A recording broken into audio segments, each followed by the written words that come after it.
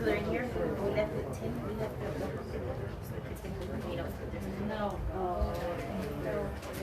And you're okay. What do you got, Arlen? I never.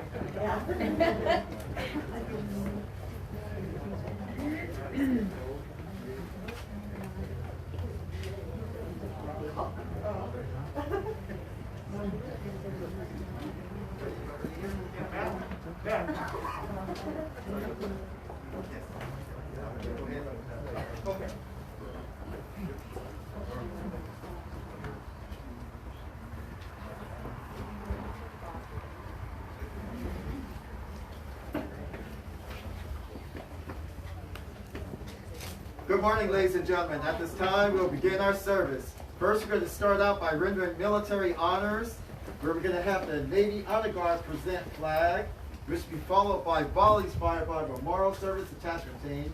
It could be loud, so sensitive ears. You might want to protect your ears at that time, which will be followed by taps. At that time, place your hand over your heart for saluting if you're a veteran or current military. At this time, we begin our service, and just kind of make sure you practice a little social, okay? Please rise for the flag.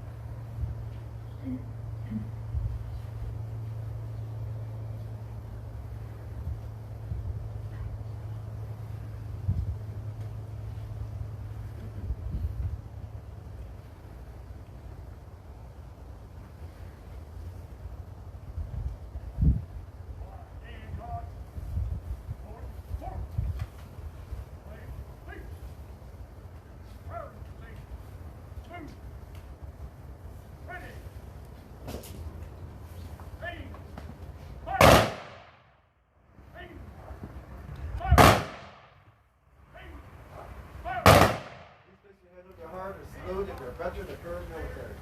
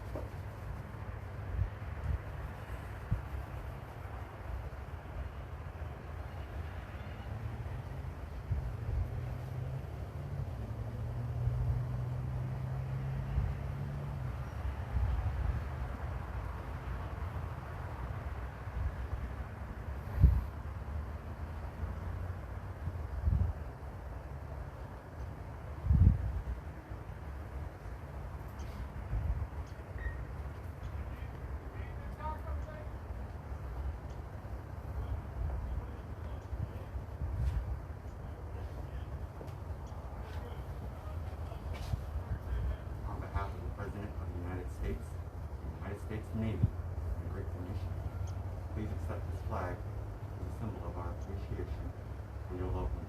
Honor faithful service.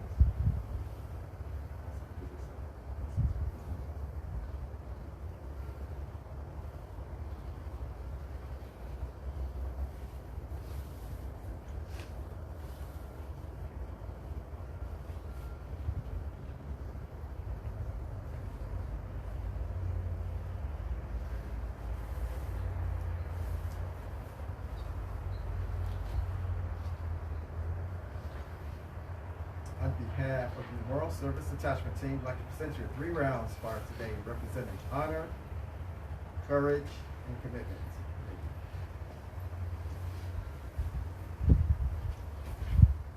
And on behalf of the Department of Veterans Affairs and the Grateful Nation, please accept this Presidential Memorial Certificate for your husband's faithful service to our country.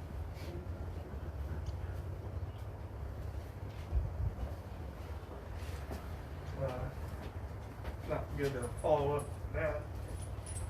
I had a whole speech planned. I don't know what that was. Thank you for coming, everybody. We have a little bit of time to say a few words afterward. They said that they have more services coming in, so we don't have too much time. But my brother and my friend John is going to say a few things. If they have any more time, maybe if anybody else want anything, because we think to say, come on.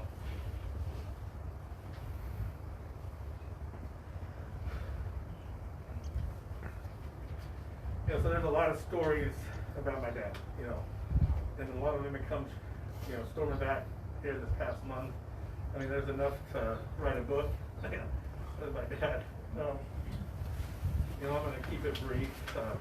One story that I was going to talk about is I remember when I graduated college, I was broke, and I think I had like $5. I had no money. Too proud to ask for money. I didn't want to say anything. So I remember my dad came into my room and just walked up and threw a bunch of money down on my desk and started to leave. And I just broke down, crying because I'm feeling awful about everything at that point. And he just tells me, he's like, hey, he's like, well, this is nothing. He's like, he said, I've wasted a lot more money on things a lot less important. He's like, so you have he said, you have the rest of your life to earn money. He said, you have important stuff to do. He said, and that was always, his philosophy was, no matter what I was doing, it was important. It didn't have to be training. It didn't have to be, sports or anything. Whatever I did, he supported. I said I wanted a computer back when nobody had computers. He's like, okay, and he got me a computer. He's like, he had no clue what it was. He didn't care. But when I would talk about it, he would listen. And, he would tell other people like, oh, he did this, he did that. So, he didn't always come out and just say, hey, I love you, but every day he showed us that he did. And of course, he ended that conversation about the money. So what time are you going to work out? All right. But I tried to give that money back. Before, of course, it always ended up on my desk. That's the way he was. He constantly gave. Whether it was his time, money, advice, rides for kids to go work out. I mean, we would never hear about it, but then years later, you would hear some student came back and said, hey, you gave me a ride to school every day to go work out in the summer because I had no ride. Because he would see him riding a bike or something, so he'd pick him up and take him to work out every day. And he would always tell kids, hey, I'm not doing this for me. He said, I've done this. I've been a champion. He said, I'm doing this for you, so you don't have to look back and wonder, what you could have done. He says, because I know you could do it. And told me a lot. He's like, if this was supposed to be easy, nobody ever would do it. Everybody would do it. But, it breaks my heart knowing that, I won't have the opportunity to pay him back for all that he's done for me. But all I can do is keep moving forward, ensure my kids never forget about him, keep his memory alive by living the principles he instilled in me, honor, integrity, hard work. So I'm going to close with a few quotes. You know, one by Harlan Coben was given. You know, this is the price you have for having a great father. You get the wonder, the joy, the tender moments, and then you get the tears at the end too. And finally, this quote from Jimmy B. My father gave me the greatest gift anybody could ever give another person. He believed in me.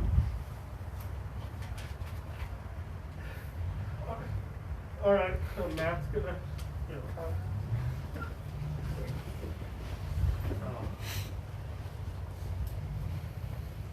Well, thank you all for coming. Yeah, this is very difficult for myself. I've been reliving and thinking a lot of some of the moments I've had with my father. You know, of course he's tough, and on the outside he, like a lot of people know, like he was very strong and very tough and all that stuff. But man, he had a tender heart. He for his kids, he would absolutely do anything, like Jeff said. I mean, one of my fondest memories was we had he bought me a 56 Ford pickup truck when I was like 15 years old. And if any of you guys know my dad, he loves to go fast. Like, man.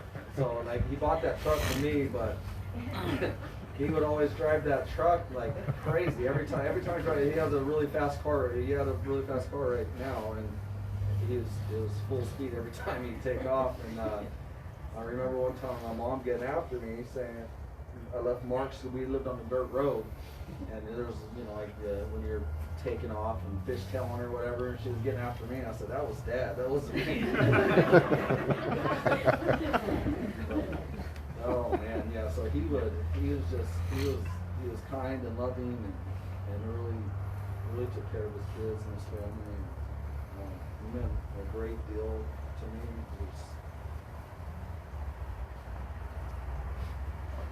I had a dream about him last night, like vivid, clear as day, and it was crazy. He was so if you want to be worth anything, you got to go work out. It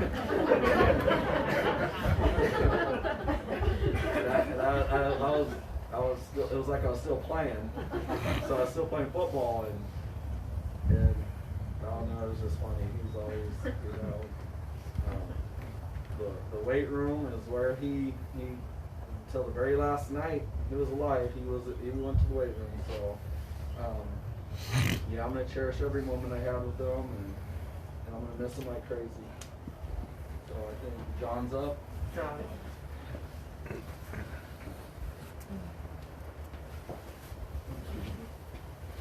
Sorry, I'm limping a little bit. I tore my hamstring at Worlds, but Marv, if you can listen to this, I've got 2 golds and a silver. So thank you, Coach. I'm going to back up a little bit and pull this down so you guys can hear me. The first thought I had when I thought about putting together some comments is that, you know, Marv, the hell are you doing? You're not supposed to go yet. You know, I happened to see him the last day that he was alive, and I did something I hadn't done to him in years. I hugged him, and we cried a little bit over Sonny passing, and I know how close him and Sonny were. So glad I hugged him that day. You know, I'm glad that happened. But, you know, I was thinking about Marv, and it's like, who was Marv? You know, first off, the thing I would want to leave with anybody, but it's not a mystery to anybody who knew him, is Marv was a difference maker. He made an impact in people's lives. He lived an extraordinary life. He was a legendary coach. I mean, think about all the things he did, the years he had at John Cole Strength Systems, the work that he did for the Arizona State football team, the work he did at Somerset, coaching NFL greats who still remain in the top 10 in their respective fields like Mark Gastineau. And all Marv's stories about Mark Gastineau showing up to do broad jumps in cowboy boots drunk, and he still jumped 12 feet. That was Marv. Marv was a 10-year training partner with John Cole, who some would argue is the greatest powerlifter of the 20th century, who held records across multiple weight classes, and some of those stood for a third of a century. And for 10 years, Marv was with him side by side as his primary training partner and achieved a number of great strength goals themselves. As Jeff had said, Marv used to always tell people, I'm trying to help you. I've already done this. And that credibility that he took from that was amazing. At Thorbeck's, they had over 10, they had 12 500-pound raw bench pressers. Marv was one of those. Some of those were people like Dave Draper, who went on to be a primary training partner with Arnold Schwarzenegger. There were folks there like superstar Billy Graham, who went on into the wrestling world. The one thing I've learned about expertise in almost every field is that there are touch points and lines where the people that are involved provide the human chain of excellence that continues through the decades and through the generations. He was a husband. He was a father. Those are probably the most important things he did. And as you saw today, there was a memorial, and some of you know, some of you may not know, but he won the Bronze Star with a V for Valor. And on the day that he did what he did, he allowed a few other young men to continue their lives, their families, their lineage, their story, their American history. So, anyhow, let me talk a little bit then about the coaching. You know, all of us used to ask, the high school kids asked too, hey, Coach Marv, what do I do to deadlift more? What do I do to bench press more? And he'd always have a really good, insightful answer like, you got to get stronger. That sounds funny until you think about it. Think about other things in life, though. What do I do to know more? You got to get smarter. What do I do to get paid more? You got to get more educated. You got to get more capable. And some of this comes from conversations I had with him. You see, what Marv did when he said you had to get stronger is he hooked you in. And he did it. It was a coaching technique, and he was damn good at it. Because once you've hooked into what you have to do, then you've got to get to the point, if you care at all, about how do you do it. And that's what Marv was really good at. That's what makes a great coach, is to take the athlete, to take the student to the point of how do you get there. I saw in him over the decade that I went down to Somerset, young athletes go from being not very good at what they were doing to being damn good. Some of them, several of them, winning state championships. It was a work in progress, and I'll come back to that in just a minute. In 2012, I was diagnosed with viral cardiomyopathy. I was given 50-50 that I would live. When I came back from that, and Jeff saw it, and some of these other guys here saw it, I went back to deadlifting from my knees, just the bar. Marv encouraged me no matter what. He later told me that I didn't think you were going to make it. But he never said that to me until several years later. And so for several years he kept encouraging me. Why? Because he was a damn good coach. And he knew that perhaps not only me lifting again, but maybe my life depended on it. Because I had to go through a process to get my heart strong enough. Because at one time they told me, if you don't get your heart stronger, you might be looking at a heart transplant. Luckily, that didn't happen. The truth about becoming stronger, or smarter, or better, or more successful than Marv left, really came down to a basic message he and I talked about several times. The secret is good effort, sustained relentlessly over time. You see, the secret is the persistence of right effort, of good effort. There are no real shortcuts. There is no better time to start whatever you want to achieve than now. I think Marv left that with his athletes, and with his family, and with his sons, and with his daughters. I often thought about why Marv and his best friend Sonny didn't go to some higher-end high school program. The reason is because I realized finally that they knew the above. That it's all about the investment of effort, and for the coaches, for great coaches like Marv, the investment in people over time. And think about that for a minute. Many of you may not be coaches in here, but invest in the people that you love and care about over time. It pays off. It's one of the great coaching lessons that Marv leaves us with. You see, Marv, and also with Sonny, they were precisely where they needed to be to make the precise impact that they wanted to make on hundreds and really thousands over the years. Marv coached, encouraged, and trained me for years. I was not always a good recipient of coaching. He never asked anything from me except for good effort in return. Now it's my time to pay something back. So one of the things I want to announce today is, starting with the end of this school year, for those of you that are here from Somerset, and some of you I need to talk to, some of the leadership at Somerset, I have a few $1,000s saved up, but starting this year, I will give $1,000 at the end of every school year at Somerset to a person. We're going to call it the Marv Allen Grit Award. Where do I get grit from? Some of you, if you get the chance, may want to read Angela Duckworth's book called Grit, The Power of Passion and Perseverance. And so I'll work with school authorities. We won't talk about the details right now, but I'm looking for the athlete and the student that tries really hard, gives it all that they got, isn't quite there to get a scholarship or anything, but will make a difference in the world if they're just given a hell of a chance. And maybe that $1,000 is the start of that chance. Let me finish up then and say, you know, that Marv asked for nothing from me but effort and friendship. He had a lot of anecdotes, a lot of stories, a lot of quotes. Many of them are quite colorful. I've tried to watch my own language today.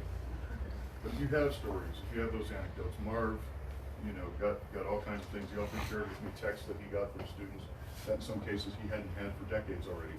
Getting back to him and saying, thank you for what you taught me 20 years ago. It made a difference in my life today. So if you have those anecdotes, and I know Jeff has several, we are going to put those together in a book. But if you have some of those, even the ones that are a little bit more colorful for the book than maybe we shared today, get those to Jeff, or get them, you know, to Jeff and I, and we'll work with those. And I just want to kind of end and say, thanks to Marv for making a difference in my life, but I know I'm not the only one. And so, thank you. And to his family, thank you also.